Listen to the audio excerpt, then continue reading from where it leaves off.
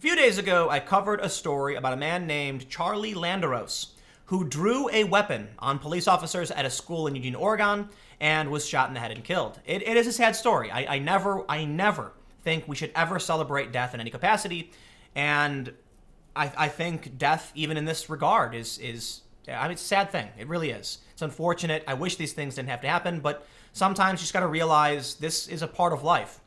But now we have more information on exactly what happened. I have the main story that I want to read through first and go through the updated details as to what we know. But here's what we do know now, the latest update for those that have been following the story. From the district attorney, the FBI received a tip about Landeros posting violent anti-government messages in 2018. This man showed up to a school. He refused to leave. He was wearing a shirt that read, "Smash the patriarchy and chill."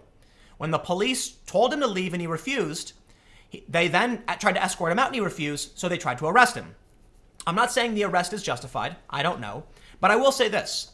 As much as it might pain you, if you are ever being arrested, the best thing you can do is shut your fucking mouth, put your hands behind your back, and cooperate. I understand it's not that true in every circumstance. Sure, there may come a time where you have corrupt cops who are about to go drop you off a bridge or something. The point I'm making is, even if you're innocent, if you've done nothing wrong, you will only make things worse by thrashing about, by screaming, or whatever. They'll charge you with resisting. The best thing you can do is just go and get it over with. I've been arrested before, okay? I think I've been arrested once? Maybe twice. Twice. Wait. Yes. I've been arrested twice. And you shut up, you put your hands behind your back, you do nothing, you say nothing, you get a lawyer. Okay, public defender, whatever you can get. Unfortunately for many people, this really is a system in which if you've got money, you get a better lawyer. That's the way it is. But what you don't do is you don't bring a weapon and you don't draw a weapon. Because unfortunately now this man died, but look, they knew this was going to happen. So let's go through the basics of the story before reading through the updated details. From the Daily Mail, not a big fan, but, I've read a bit about the story so I can give you the gist. Dramatic body cam footage shows moments father pulls a gun on arresting officers at his child's school before he's shot dead by police right in front of his daughter. I don't believe it was right in front of his daughter. That's why I'm not a big fan of the Daily Mail.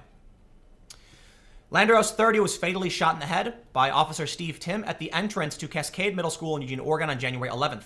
Video footage recorded by Tim's body camera shows Landeros in the hallway near the entrance inside the building around 10:30 a.m. Landeros, who is reported to be involved in a custody dispute over a young girl who attends the school, then sees his daughter coming down the hallway. So I'm not going to play this video. This is the man. You can see his shirt, "Smash the patriarchy and chill." Yes, he was a far leftist. And yes, this was posted on YouTube as a comment, but now we have what appears to be confirmation from a local outlet. He was posting violent threats against police. So they could have stopped this. This man would still be alive if they took these threats seriously, okay? They say Charlie Landeros, 30, fatally shot. We understand that. So at this point in the video, they start pushing him out. Go to my channel, click Tim Katz if you want to see the full video. It's going to be, I do like 5 videos on the channel per day, so you'll find it. You can see here in this clip, he was armed. He drew his weapon. Thankfully, the officers were not harmed. Unfortunately, this man was, but look, this guy drew a weapon on these cops. I can't fault the cops for this. It's unfortunate, but it really is. Now, here's the thing that I brought up in my other video. Protesters showed up calling it a murder. The protesters blamed the cops when this guy showed up and drew a weapon. It's mind-numbing. They say, during a scuffle with Johns outside, he pulls a 9mm handgun and fires at Tim, who responds by shooting him in the head. Listen, it's a tragedy that this man died. It really is. You can mock him, you can make fun of him, but clearly he was not all right. He was not all there. He shouldn't have done what he did. He bears the fault for this. He's no longer alive, okay? But now I want to point out this cop who was forced into this position is probably going through, he's probably in therapy. He probably cried for 12 hours. I don't think people realize the trauma and stress these officers go through when they deal with something as traumatic as this. Do you have any idea what someone feels after they're forced to take a life? Do you think these officers wanted to do this? Are there trigger-happy cops who want to hurt people? Sure. Most normal human beings don't want to do this. And I have nothing but sympathy for the families of Charlie Landeros, and I have nothing but sympathy for the officer and his family as well, because I can only imagine the amount of pain and grief they feel. And I don't know the feelings this cop is having, but I would imagine he's probably questioning everything he did that day. There's a reason why they go through therapy and they have to go through training. And there's a reason why people get PTSD when coming back from war and conflict, because this is not something you can just walk away from. And I feel like many people on the left, they've never seen a corpse. They've never seen someone die in front of them, and they truly don't understand the profound effect it has on you, and it does. Not everybody's affected the same way, okay? I was driving down the road coming back, I can't remember where I was coming back from, and I saw a car accident just after it happened.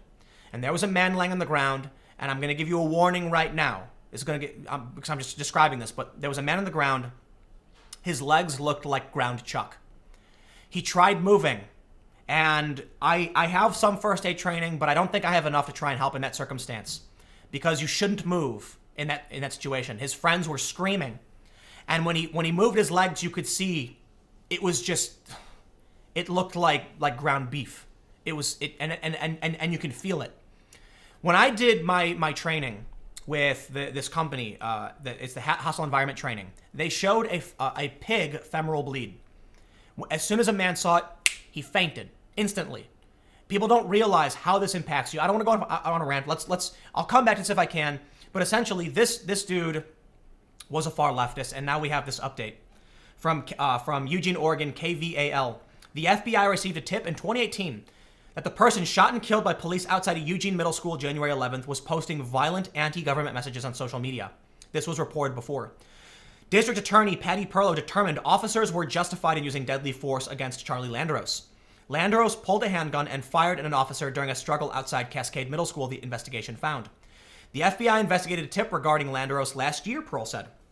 In 2018, the FBI received information on a tip line that Charlie Landeros was posting violent anti-government messages on social media, according to the DA.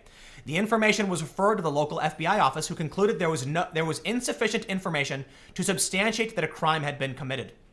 This is where I'm going to come out full lefty on you guys. If somebody owns a gun, you know they own a gun. They're posting threats and anti-government messages. Don't you think you should maybe do a temporary hold on their firearms? I don't completely disagree with that.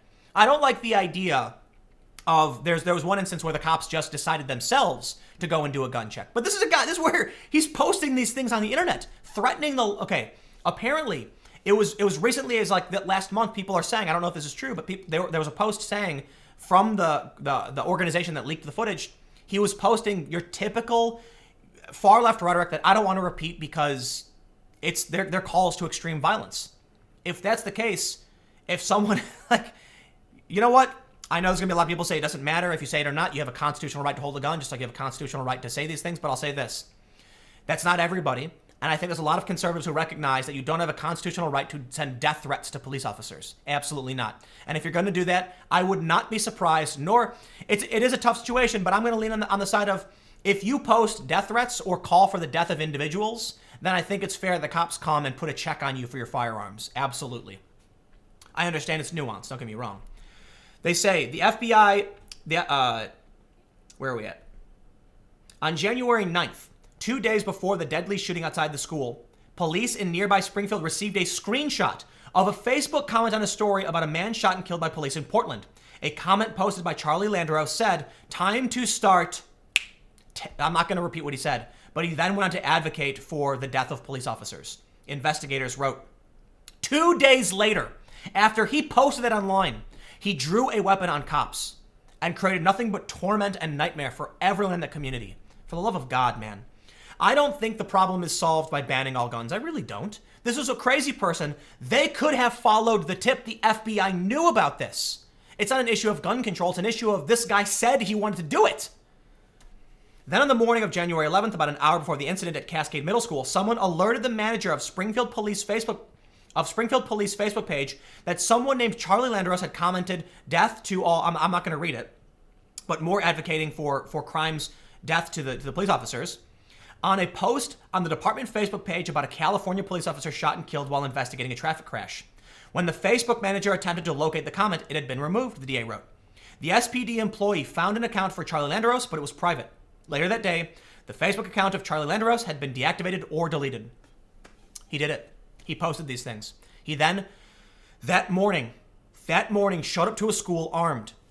The police tried to remove him. In my opinion, I think you would all agree with me, He was trying to kill those officers. He drew that weapon. And the cops were put in an awful, awful position. And stories like this infuriate me.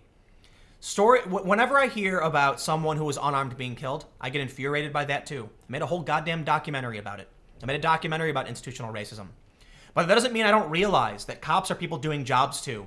The issue I take with the kind of crony behavior we see in police departments is the same thing I see in the journalism community. And it's really funny how they don't recognize that. Activists like to say snitches get stitches. The police have the thin blue line where they don't rat on each other. And journalists do the exact same thing. People refuse to hold each other accountable. But that doesn't mean every journalist is bad. No, there are many really great ones. And some good journalists who got fired from BuzzFeed. It's very unfortunate. A lot of them are pretty bad, don't get me wrong. A lot of activists are absolutely okay too. Activism is a God-given right. Your right to go out, protest, and advocate for what you want, 100%. And there are bad apples. The reality is the squeaky wheel gets the grease. And these fringe wackos come out and cause problems for everybody. I'm really interested. The last thing I'm going to say on this. I wonder why the story didn't travel so far in the mainstream media. This was a school shooting. This was someone with violent tendencies posting threatening messages, showing up armed, and trying to kill police. CNN? Anybody? Not surprised. Not surprised in the least bit. But the reality is, it's because no one makes a big stink about it. The left doesn't, the activists don't, and thus the journalists who are also activists don't make a stink about it, and no one ever hears about it. So there you go. I'm not happy that this man died. I'm not happy that he tried to kill those cops. I'm not happy that the cops had to kill him. But I'm not going to fault the police. The fault is squarely on this man who drew a weapon on these guys, on these officers. It was officers who were just doing their job, and it's just, man, life can be really shitty sometimes, you know? There it is. Thanks for hanging out.